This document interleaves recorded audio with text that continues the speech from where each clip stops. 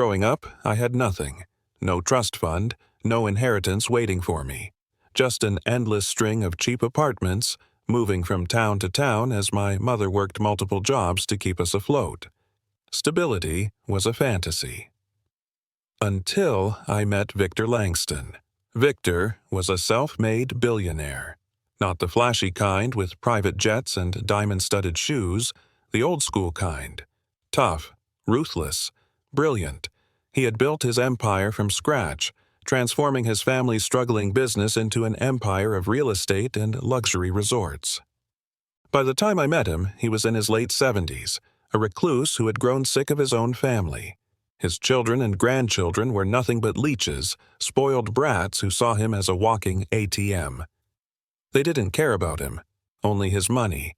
I wasn't supposed to meet him. I was just a kid doing odd jobs, helping my mom clean houses in wealthy neighborhoods to help pay the bills. But one day, she got sick, and I took her shift. That's how I ended up in Victor Langston's mansion.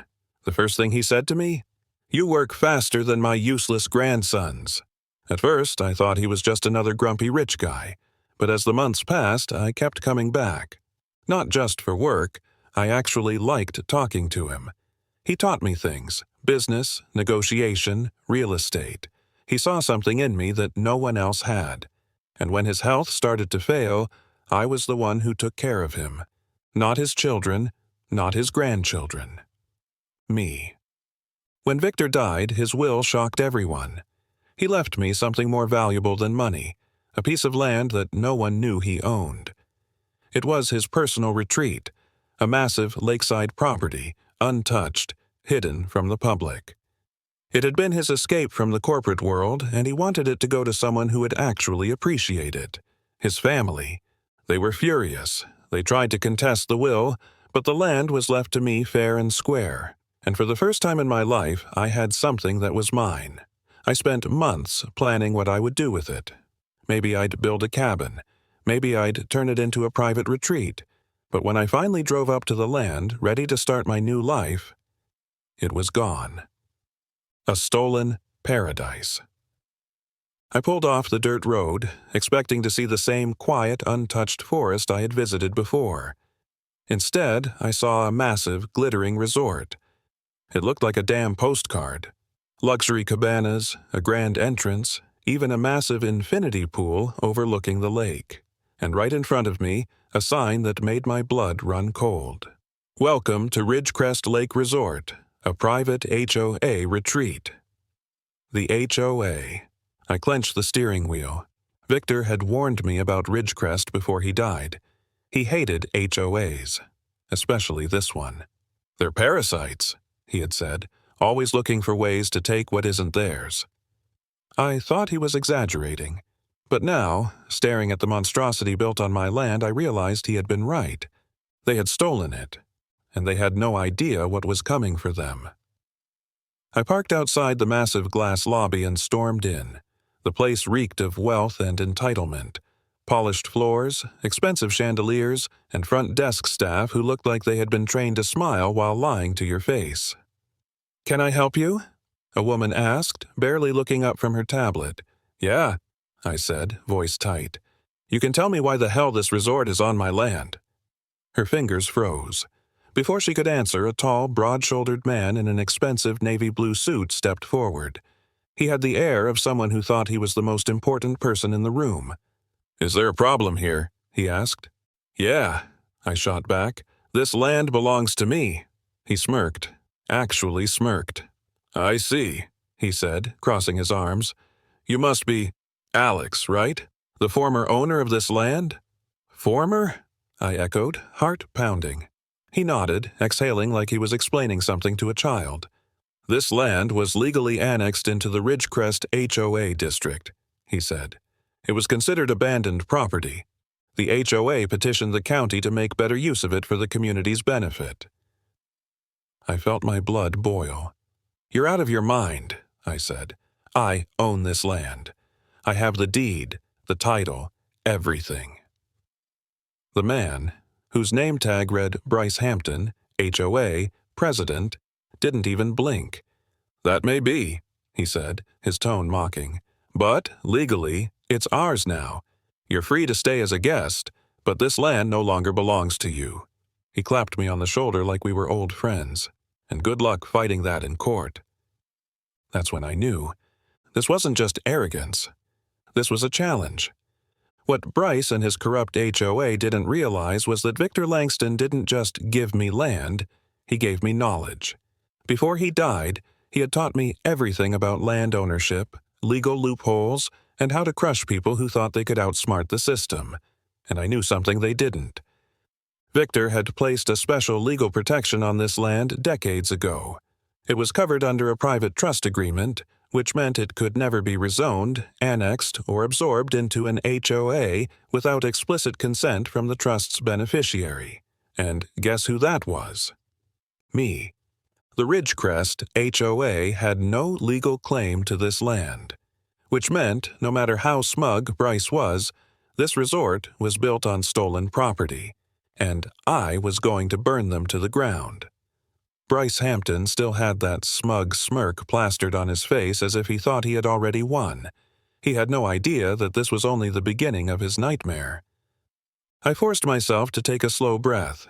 If I lashed out now, he'd just double down, maybe even have security escort me off my own damn property. So, I smiled instead. "That's interesting, Bryce," I said, keeping my voice calm, "because I have something that says otherwise." His confidence wavered for a fraction of a second. "Oh?" he asked, still feigning amusement. I reached into my bag and pulled out a certified copy of the land deed, the original legal document proving that Victor had transferred ownership to me before he passed. "According to actual legal records," I said, setting the paper down on the desk between us, "this land belongs to me, and no HOA can just take private property." Bryce chuckled, shaking his head. "You don't get it, do you?" he said, picking up the paper and barely glancing at it before setting it aside like it was trash. "This land was declared abandoned. The county approved the Ridgecrest HOA's proposal to incorporate it into our district." I narrowed my eyes. "And who exactly declared it abandoned?" "The county," he said smoothly. "You see, we followed every legal step. We filed public notices, held hearings, and after no objections were made, the land was transferred." I clenched my jaw. That was the same trick Karen, the HOA president in Victor's old neighborhood, had pulled when she tried to steal houses. They made sure no one received the notices, then swept in to claim the land. Bryce probably thought he had covered all his bases, but he had no idea what he was up against. "Funny thing about that," I said, slipping another paper from my folder.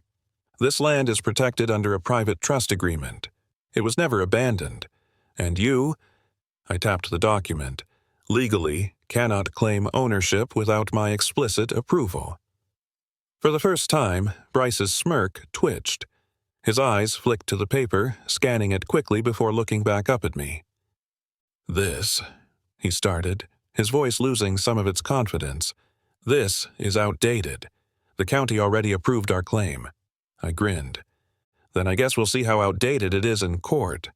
Bryce's fingers curled slightly. He wasn't laughing anymore. "Listen, Alex," he said, voice lower now, "I know you think you have a case here, but let's be real. You don't have the money to fight an HOA in court. You're, what, some kid who got lucky and inherited land?" I let the silence hang for a second. "Actually," I said, "I spent years learning real estate law from the man who left me this land. I know every loophole, every clause, and every way to bring your little empire crashing down." Bryce exhaled sharply, straightening his tie. "Fine," he said. "If you want to go the legal route, be my guest. But keep in mind, this isn't just about you and me. This resort is worth millions. Do you really think investors, county officials, and the HOA board are just going to roll over because some nobody shows up with a few old papers?" I didn't flinch. "I think," I said, "that you have no idea what kind of hell you just walked into." Bryce studied me for a moment, then gave a short chuckle, shaking his head. "Suit yourself," he said, turning to leave. "But don't say I didn't warn you." As soon as he was gone, I grabbed my phone and made a call. It was time to put my plan into motion. Step 1. Expose the lies. The first thing I needed to do was prove that the land wasn't actually abandoned. That meant uncovering who at the county office had pushed the Ridgecrest HOA's claim forward. If they had followed legal procedures, there should have been a record of the hearings, the notices, and the supposed lack of objections. I headed straight to the county records office. It took me less than 10 minutes to find the first red flag. There was no record of any notices being sent to my legal address. They had falsified the abandonment claim. I grinned. Bryce had no idea how deep he had buried himself. Next, I checked the zoning permits for the resort. They were rushed. The approval process, which normally took months, had been completed in weeks. That meant bribes. Someone had pushed this project through at lightning speed. I snapped photos of everything. Then I made my next move. If there was one thing HOAs feared more than lawsuits, it was bad publicity. I gathered every document, every sketchy zoning approval, and every missing public notice and sent it to the local news. Then I created an anonymous website with all the evidence, exposing the Ridgecrest HOA land grab scandal. I made sure it was full of highlights, rushed zoning approvals, missing legal notices, the fact that the land was stolen. Then I hit the post button. Within hours, it started to spread. By the next morning, the news picked it up. Bryce had no clue that when he walked into his office, half the town would already know what he did. With the public already angry, I made my final move.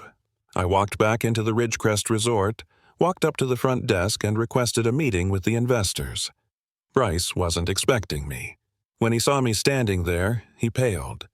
"You again?" he growled. "You have no business here." I smiled. "Actually, I do," I said, handing him an envelope. "You might want to read this before your investors do." He ripped it open, eyes scanning the contents. Then his face turned to stone. It was a cease and desist order, a formal legal warning stating that the resort was built on land that was fraudulently obtained. If they didn't vacate immediately, I would be filing for full-scale litigation. Bryce's hands shook. "You," he stammered, "you don't have the money to fight this." I grinned. "That's the best part," I said. "I don't need money." I leaned in. "Because once your investors realize they just built a multi-million-dollar resort on land they don't even own, they'll bury you themselves." Bryce visibly swallowed. He knew it. This wasn't a fight he could win, and this was just the beginning. Bryce Hampton was not having a good day. I watched as he clenched the cease and desist letter, his fingers twitching. For the first time since this battle started, the smugness had completely drained from his face. I gave him a moment to process what had just happened. Then I went in for the kill. "You have 48 hours, I said calmly, crossing my arms. "Either shut the resort down and vacate, or I move forward with full-scale litigation. And believe me, Bryce, you don't want that." "You..." His voice cracked slightly. "You think you can just waltz in here and shut this entire project down?" "That's exactly what I think," I said. "And more importantly, that's exactly what your investors will think once they find out what you've done." At that moment, the door behind him swung open.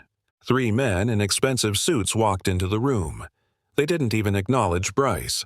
The one in front, a tall, silver-haired man in his 60s, held up his phone, his face twisted with barely contained rage. "Bryce," he said, his voice like ice, "what the hell am I looking at?" Bryce's face went pale. The man turned his screen toward him. I didn't need to see it. I already knew. It was the news article. The public exposure had already reached them. Bryce stammered, Mr. Calloway, I can explain." "You'd better," Calloway snapped, "because according to what I just read, we just built a multi-million-dollar resort on stolen land, and you told us there were no issues." I stayed silent, letting Bryce drown in his own mess. "Sir, Bryce swallowed hard. "The legal situation is under control.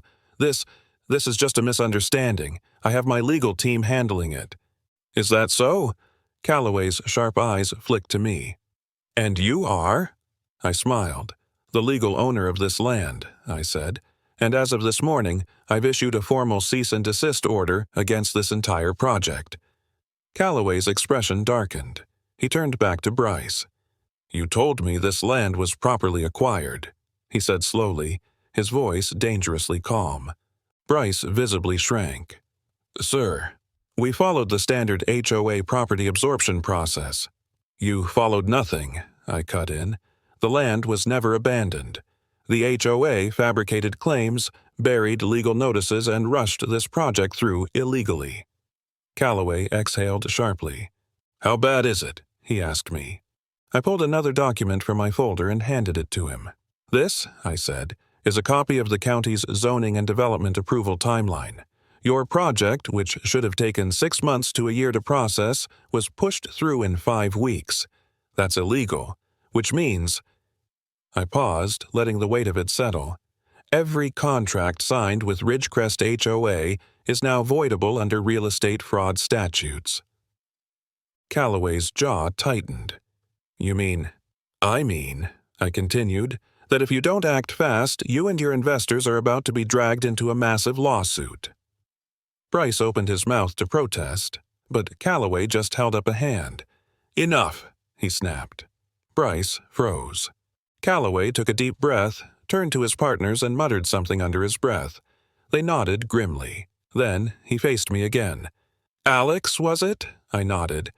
"Here's what's going to happen," he said, voice all business now. "I don't like lawsuits.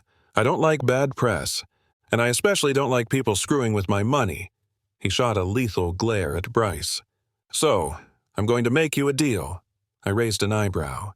"You're going to let me in on your legal strategy," Calloway continued. "And in exchange, I'll personally see to it that this entire project gets shut down.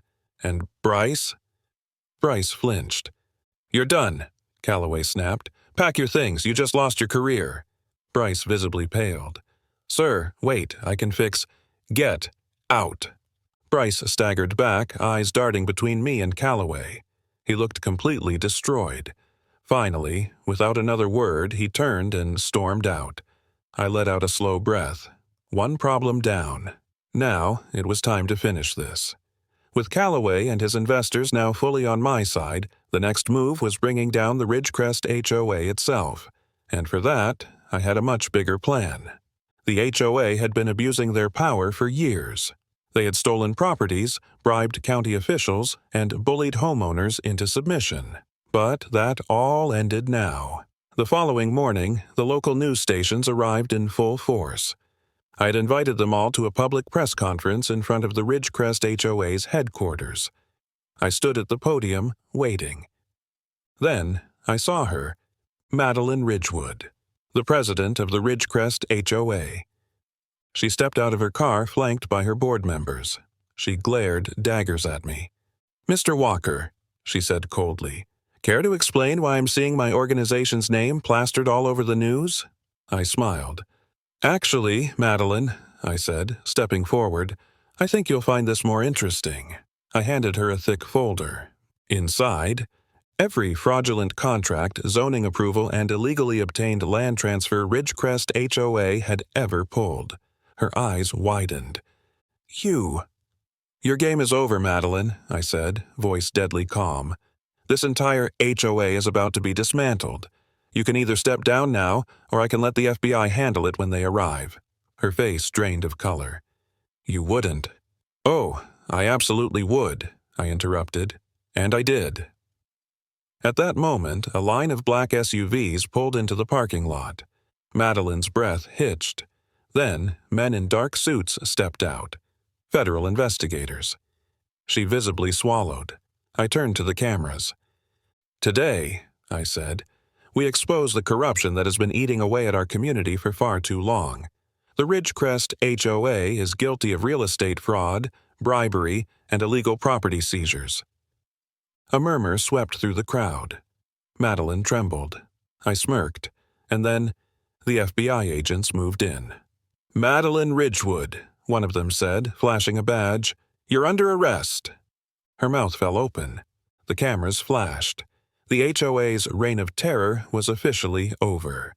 The second the FBI placed cuffs on Madeline Ridgewood, the Ridgecrest HOA's long-standing power started to crumble. As the cameras captured every moment of her arrest, gasps and murmurs spread throughout the crowd. Some of the HOA board members tried to slip away, but they weren't fast enough. "Stop them," I said to one of the federal agents. "I have documents linking every one of them to the fraud." The agents moved fast. Within minutes, 3 more HOA officials were being read their rights. And, just like that, the entire leadership of Ridgecrest HOA was falling apart. I turned back to the crowd. "You all saw it for yourselves," I said, voice loud and clear. "For years, this HOA has been stealing land, abusing power, and making life a nightmare for homeowners." I held up one of the files.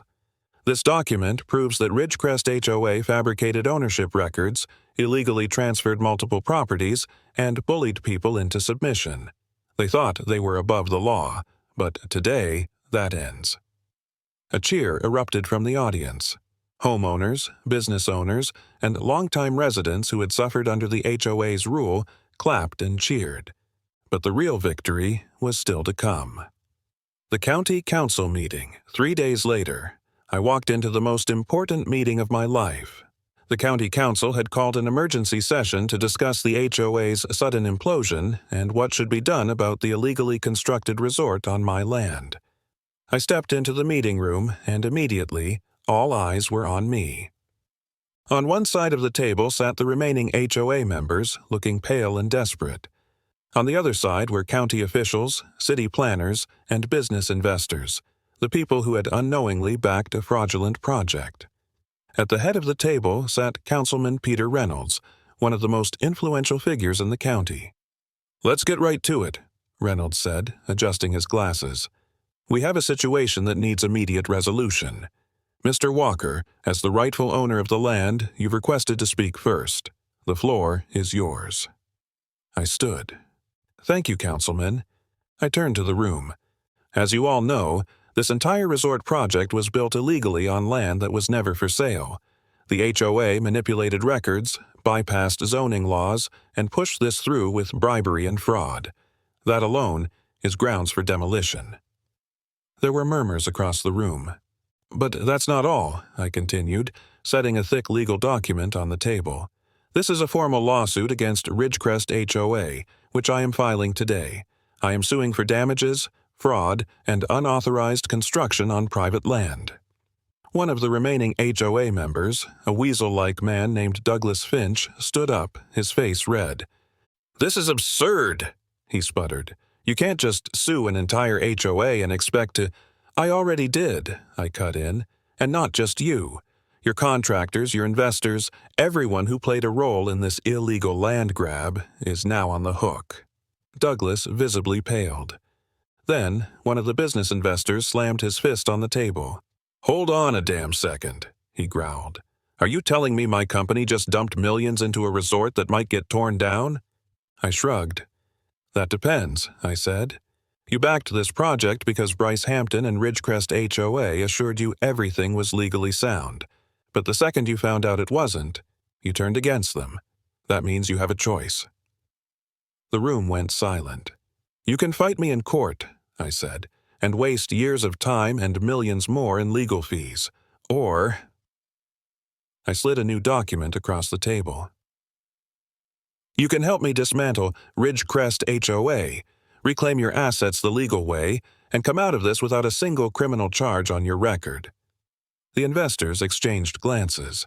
I could tell they were considering it.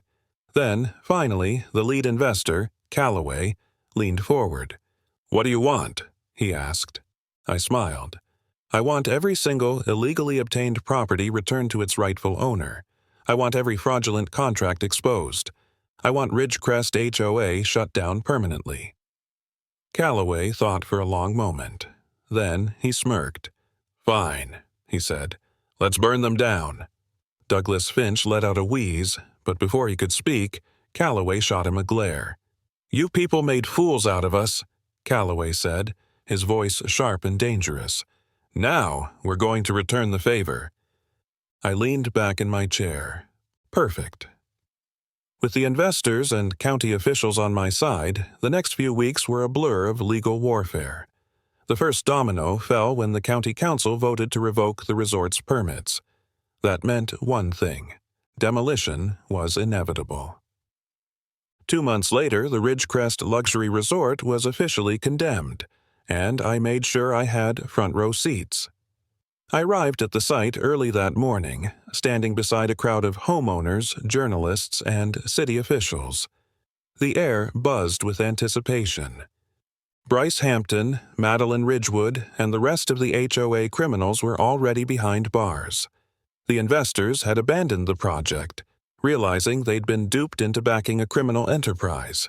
And now, it was time to watch the final piece of Ridgecrest HOA's empire collapse. The demolition crew stood ready. The countdown began. 3, 2, 1, boom! The first explosion ripped through the resort's foundation. A second blast sent debris flying, and then the entire structure collapsed in on itself, sending a cloud of dust and rubble into the air. The crowd erupted into cheers. I took a deep breath, watching as the place that was illegally stolen from me was reduced to nothing. Justice had been served. In the weeks that followed, the fallout from the HOA scandal continued. The Ridgecrest HOA was officially disbanded, and its remaining assets were seized to repay homeowners who had been victims of its fraudulent schemes. Several former HOA members took plea deals to avoid lengthy prison sentences. But Madeline Ridgewood? She was sentenced to 15 years for real estate fraud, conspiracy, and embezzlement. Meanwhile, I reclaimed my land. The county offered to compensate me for damages, but I declined. Instead, I had a different plan. I met with Callaway, the lead investor, and shook his hand. "Let's build something better," I said. And so, on the ashes of the Ridgecrest Resort, we built something new, a community-driven retreat designed for the local families and businesses who had suffered under the HOA's rule. It was my way of giving back, a way to ensure Ridgecrest HOA's corruption never happened again. And as I stood on my land, looking at the new future I had created, I knew one thing for sure. They never saw me coming. As the dust settled from the demolition of Ridgecrest Luxury Resort, I finally felt a sense of control over my land again. But I wasn't finished yet. The fallout from the HOA's illegal activities was still unraveling, and I was determined to make sure every single corrupt individual involved in this disaster faced the full force of the law. Exposing the HOA's hidden fraud. With the HOA board in shambles and its leadership either arrested or hiding in fear, I turned my attention to the mountain of evidence I had uncovered about their fraudulent activities. Madeline Ridgewood and Bryce Hampton were just the beginning. I had documents proving that Ridgecrest HOA had been running a massive real estate fraud scheme, using their authority to declare properties as abandoned and seizing them without the owner's consent. They had manipulated records, forged signatures, and bribed county officials to ensure they could steal land without legal consequences. Until now. With the help of my legal team, we compiled an official report and presented it to the county district attorney's office. Within days, the DA's office launched a full-scale investigation into Ridgecrest HOA's past dealings. It wasn't just about me anymore. Dozens of other property owners who had been victims of Ridgecrest's fraudulent land grabs were stepping forward. Each of them had their own horror stories. Homeowners who had been bullied out of their properties through fabricated violations and excessive fines. Families who had lost their homes because of fraudulent paperwork filed by the HOA. Retirees whose homes had been seized and resold under Ridgewood's leadership. The deeper we dug, the worse it got. At least 20 fraudulent property transfers were uncovered, totaling millions of dollars in stolen assets. It was one of the largest HOA scandals in the state's history. The arrests begin. Within a month, more arrests were made. Former HOA board members, corrupt contractors, and even a few county officials who had been accepting bribes were rounded up. One by one, they were dragged into court. Some pleaded guilty immediately, hoping for lighter sentences. Others tried to fight back, claiming they had no knowledge of the fraud. But the evidence was overwhelming. Madeline Ridgewood, the so-called queen of Ridgecrest HOA, was charged with 15 counts of real estate fraud, forgery, and conspiracy. Bryce Hampton, the business mogul behind the illegal resort, was charged with racketeering, bribery, and financial fraud. And the county officials who had helped push these fraudulent transfers through? They were stripped of their positions and faced criminal charges for accepting bribes. For the first time in decades, Ridgecrest HOA was completely powerless. But I wasn't done yet. With the criminal cases moving forward, I decided it was time for one final blow: a class action lawsuit on behalf of every homeowner defrauded by Ridgecrest HOA. I wasn't just doing this for myself. I was doing it for the elderly couple forced to sell their home at half its value due to fraudulent violations, the single mother who was evicted because of an abandoned property scam, the military veteran whose land was seized and resold without his consent. I wanted justice for all of us. So, with the backing of my lawyer, I filed a multi-million-dollar lawsuit against Ridgecrest HOA and its former leadership. Our demand? Full financial restitution for every victim, compensation for damages, and the complete dissolution of Ridgecrest HOA. The case moved fast thanks to the mountain of criminal charges already piling up against Ridgewood and her board members. Under legal pressure, Ridgecrest HOA's remaining assets were seized by the state, and those funds were used to repay the victims. In total, over $12 million in stolen property and damages was recovered. Every victim, including me, was fully compensated. And Ridgecrest HOA? It was officially disbanded. With the HOA completely wiped out, the county faced a new challenge: what to do with the land that Ridgecrest HOA had illegally seized. To prevent another corrupt HOA from rising in its place, the county officials voted to redistribute the land to its rightful owners and ban the creation of any new HOAs in the area.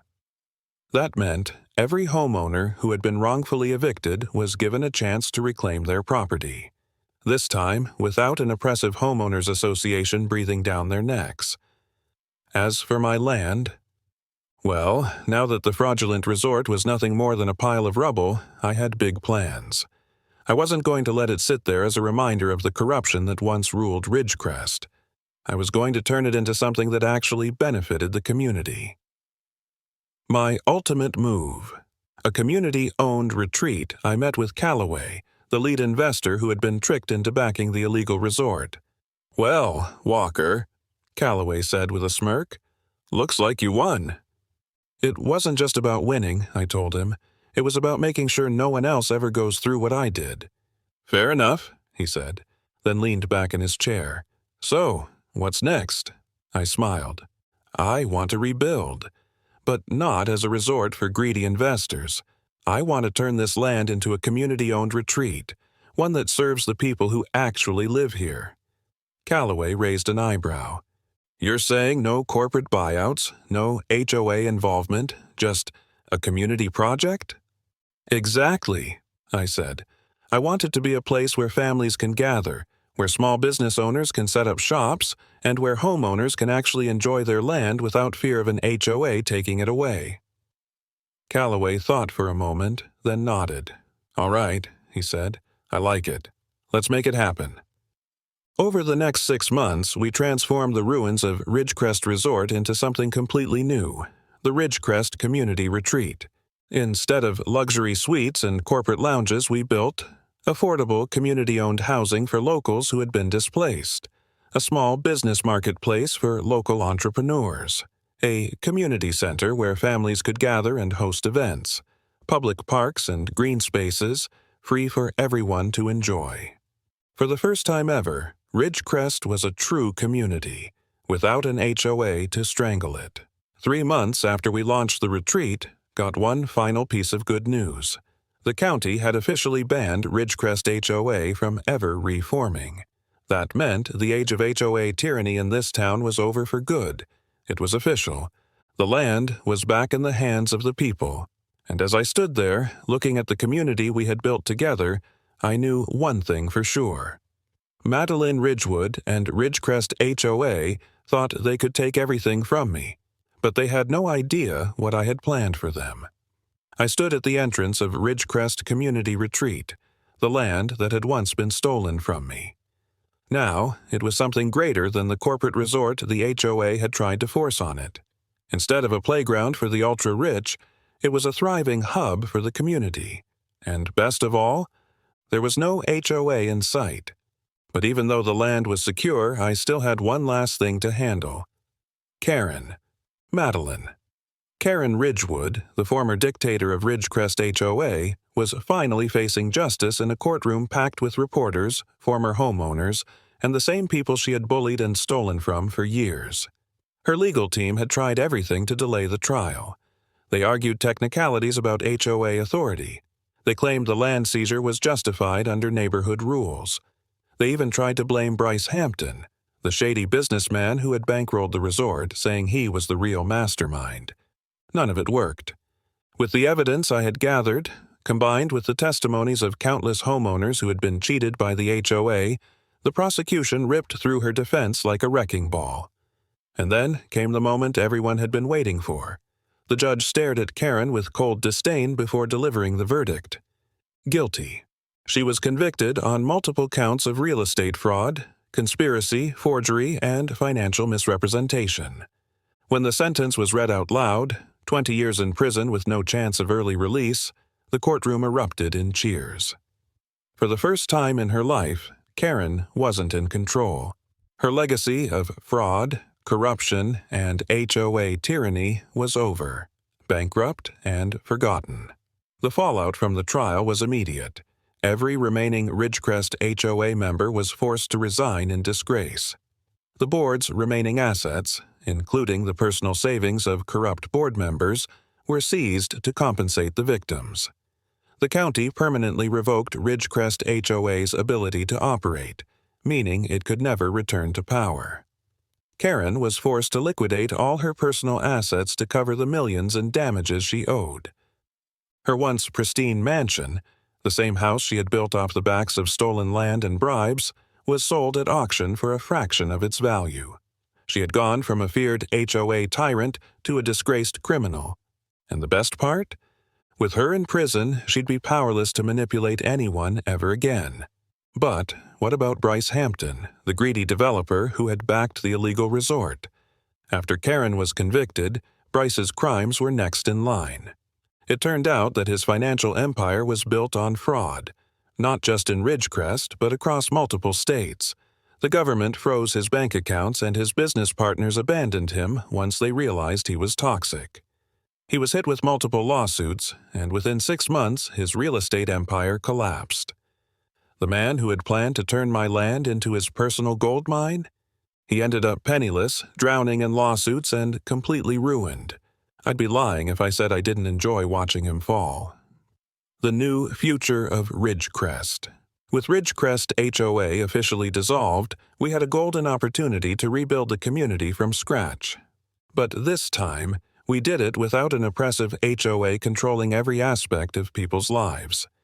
Instead of absurd restrictions, fines, and property theft, we built a community-focused model where people actually had a say in how their neighborhood was run. Some of the major changes we made included no more HOA fees. Homeowners would contribute voluntarily to community projects instead of being forced to pay into a corrupt slush fund. True property ownership. No HOA could override deeds, change zoning laws, or seize land ever again. A homeowner-led committee that focused on actual neighborhood improvements, not harassing people over grass length. And the best part? With Ridgecrest no longer under the thumb of a corrupt HOA, property values actually went up, not because of arbitrary rules, but because people finally wanted to live here.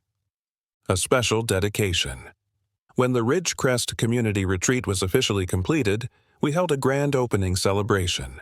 Hundreds of people showed up, former HOA victims, small business owners, and locals who had helped rebuild the neighborhood. And at the center of the retreat, we unveiled a plaque dedicated to the true spirit of the community. It read, This land was once stolen by greed, but was reclaimed by justice. This retreat is for the people, owned by the people. No HOA will ever take it away again. Seeing the joy on everyone's faces that day, I knew it was finally over.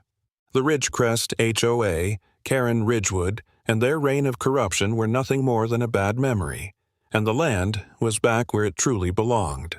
Looking back, I realized something important. The real power in a community doesn't belong to corrupt HOAs or wealthy developers. It belongs to the people, the homeowners, the small business owners, the families who actually live there. And when you stand up for what's right, when you fight back against corruption, you don't just win for yourself. You win for everyone who has ever been bullied, cheated, or stolen from. So, if you ever find yourself facing off against an HOA like Ridgecrest, don't back down. They may have money, power, and influence, but they have no idea what you've planned for them.